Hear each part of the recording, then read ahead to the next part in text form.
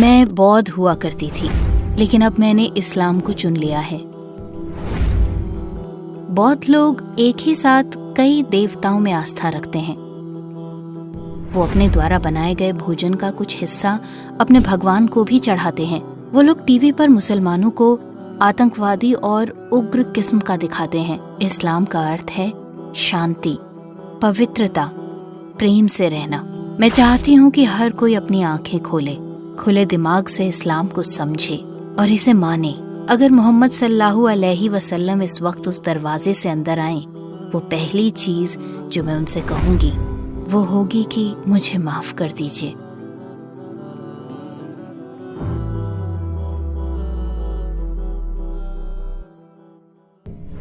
क्या आप संक्षेप में हमें अपने बारे में बता सकती हैं? हेलो, आप सभी का दिन शुभ हो। मेरा नाम एक्तुया है। मेरा जन्म मंगोलिया के उवुर खंगाई में हुआ था। जब मैं नई यूनिवर्सिटी की तलाश कर रही थी, मैंने किर्गिस्तान तुर्की मानस यूनिवर्सिटी का चयन किया और वहीं से पढ़ाई की। और मेरे पति से मेरी मुलाकात वहीं पर हुई थी और अब हम एक खुशहाल शादी में हैं। मेरे पति तुर्की हैं। एक बौद्ध किस चीज में विश्वास करता है? क्या आपने उन मान्यताओं को निभाया था? मैं बौद्ध हुआ करती थी, लेकिन अब मैं इस्लाम कबूल कर चुकी हूँ। बौद्ध लोग एक साथ कई देवताओं में आस्था रखते हैं और वो अपने देवताओं के लिए हर रात मोमबत्ती जलाते हैं। और ऐसा करके वो सोचते हैं कि वो अपने पापों से मुक्ति पा रहे हैं। हर सुबह वो अपनी सुबह की चाय आसमान को खुदा मानकर उसी के साथ साझा करते हैं। इसके अलावा वो अपने द्वारा बनाए गए भोजन का कुछ हिस्सा अपने भगवान को भी चढ़ाते हैं।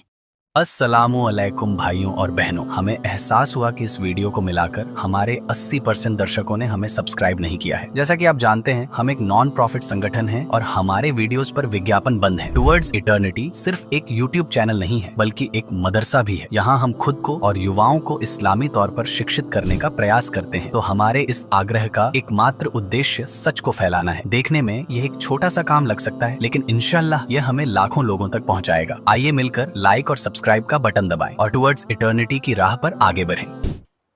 बौद्ध धर्म में ईश्वर और सही गलत जैसे विचारों की गैर मौजूदगी का आपकी जिंदगी पर क्या असर पड़ा? क्या इससे जुड़ी कोई बुरी यादें भी हैं? मुझे बौद्ध धर्म की इतनी ज्यादा गलत बातें नहीं याद हैं, लेकिन मुझे याद है कि वो एक साथ अनगिनत भगवानों में आस्था रखते हैं। उनके यहाँ बस एक ही खुदा नहीं है, वहाँ हर तरह के भगवान होते हैं, जैसे आग का देवता, यात्रा का देवता, बच्चों का देवता, सेहत का देवता। वो उन सब में मानते हैं। वो नेकियों और गुनाहों में फर्क कर सकते हैं। लेकिन आजकल के बच्चे अच्छा इंसान बनने की कोशिश नहीं करते और ना ही अच्छी चीजें करने की। लेकिन पुरानी पीढ़ी के लोग, जैसे कि मेरे दादा दादी, ने अपनी पूरी कोशिश की कि वो कोई गुनाह न करें और एक अच्छी जिंदगी जी सकें। बौद्ध धर्म में ऐसी कौन सी बातें थी जो आपके दिल को संतोष नहीं देती थी या जो आपको समझ में नहीं आती थी? उनमें से कुछ का कहना है कि अच्छे लोग मरने के बाद भगवान बन जाते हैं। मैं इस पर यकीन नहीं करती थी, क्योंकि भगवान भगवान है और कोई इंसान कभी भगवान नहीं बन सकता। ऐसा होना नामुमकिन है, क्योंकि भगवान भगवान है। उसे न बनाया गया है, न वो पैदा हुआ है। भगवान की न तो बीवी है न बच्चे। वो आसमानों में रहता है और वो शुरुआत से ही वहीं था। क्या किसी खास घटना या विचार के कारण आपने सवाल उठाने शुरू किए थे? तुर्की की बात जो मुझे सबसे अच्छी लगी है वो ये है कि जिंदगी में पहली बार मैंने समंदर देखा, क्योंकि मंगोलिया में कोई समंदर नहीं है। साथ ही वहां हर जगह मस्जिदें भी हैं और मैं उनको प्रार्थना करते हुए सुन सकती थी। और वो सच में दिल को छू लेने वाली बात थी।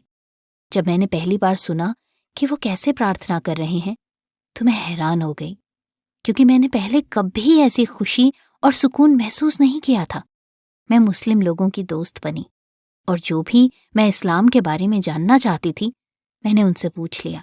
मैं अपनी यूनिवर्सिटी के पास वाली मस्जिद में गई और मैंने कहा, मैं इस्लाम कबूल करना चाहती हूँ। और मस्जिद के इमाम ये सुनकर हैरान हो गए। उन्होंने कहा कि मैं पहली बौद्ध हूँ जो मुसलमान बनना चाहती है। आपके इस्लाम अपनाने पर आपके परिवार और दोस्तों की प्रतिक्रिया क्या थी? मुस्लिम बनने के बाद मैंने इसके बारे में सिर्फ अपनी माँ को बताया और किसी को भी नहीं। 3 महीने बाद मैंने अपने रिश्तेदारों को बताया, लेकिन उन्हें बताने में मुझे सच में काफी डर लग रहा था।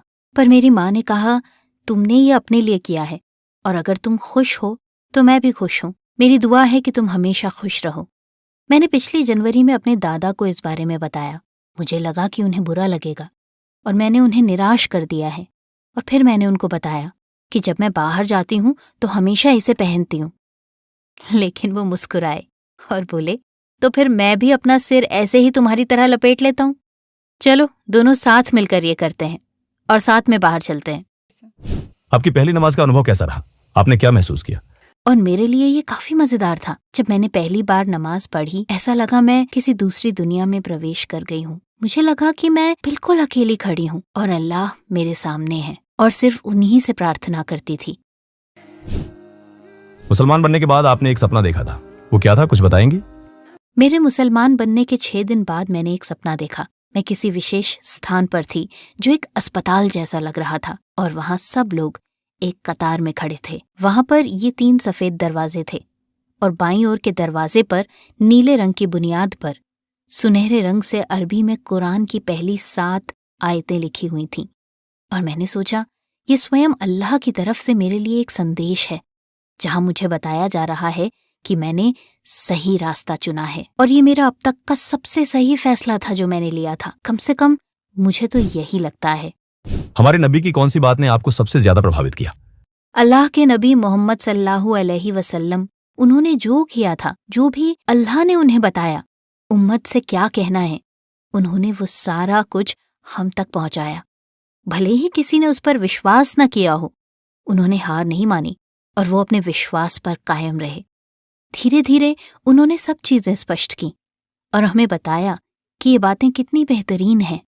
और ये बहुत कमाल की बात थी कि उन्होंने हमारे लिए कितना कुछ किया है। हम उनके शुक्रगुजार हैं कि उनकी वजह से आज सबको पता है इस्लाम क्या है। अगर हमारे नबी सल्लल्लाहु अलैहि वसल्लम इस वक्त उस दरवाजे से अंदर आ जाए तो आप उनसे क्या कहना चाहेंगे? अगर अभी इसी वक्त रसूलुल्लाह मोहम्मद सल्लल्लाहु अलैहि वसल्लम उस दरवाजे से अंदर आ जाएं, तो मैं अपनी आंखों पर विश्वास नहीं कर पाऊंगी। वो ऐसे अद्भुत व्यक्तित्व हैं जिन्होंने नामुमकिन को मुमकिन कर दिखाया। वो जो हम तक इस महान धर्म को लेकर आए। वो पहली चीज जो मैं उनसे सल्लल्लाहु अलैहि वसल्लम कहूंगी वो है, मुझे माफ कर दीजिए।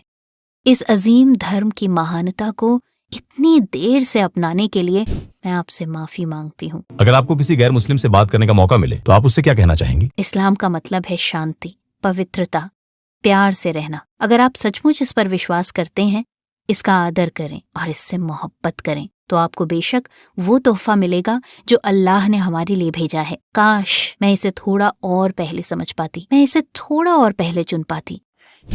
अगर इस वक्त पूरी दुनिया आपको सुन रही हो तो आप सबसे क्या कहना चाहेंगे? मैं इस्लाम की आवाज बन के रहूंगी और कहूंगी कि ये सच है, क्योंकि दूसरे धर्मों में वो वास्तव में अपने भगवान को नहीं पूजते और वो नहीं करते जो उसने कहा है। जैसे कि वो चोरी करते हैं, झूठ बोलते हैं, शादी से पहले ही बच्चे पैदा करते हैं, फिर शादी होने के बाद उन्हीं बच्चों को अकेला छोड़ देते हैं। जब एक परिवार टूटता है तो बच्चे सबसे अधिक झेलते हैं, न कि माँ बाप। लेकिन इस्लाम में एक दूसरे की इज्जत की जाती है, बच्चों की इज्जत की जाती है और अल्लाह उन लोगों की सहायता करते हैं जो उस पर विश्वास करते हैं कि उनका जीवन बेहतर हो। मैं चाहती हूँ हर इंसान अपनी आंखें खोले और खुले दिमाग से इस्लाम को समझे और इसे माने, क्योंकि ये मानकर कि कोई इंसान खुदा है, दुनिया बस गुनाह पे गुनाह कमाई जा रही है। इसलिए मैं चाहती हूँ कि हर कोई ये समझे कि हमारे लिए इस्लाम ही सबसे अच्छा है। मेरे इंटरव्यू को ध्यान से सुनने और देखने के लिए आपका शुक्रिया। अपना ध्यान रखें।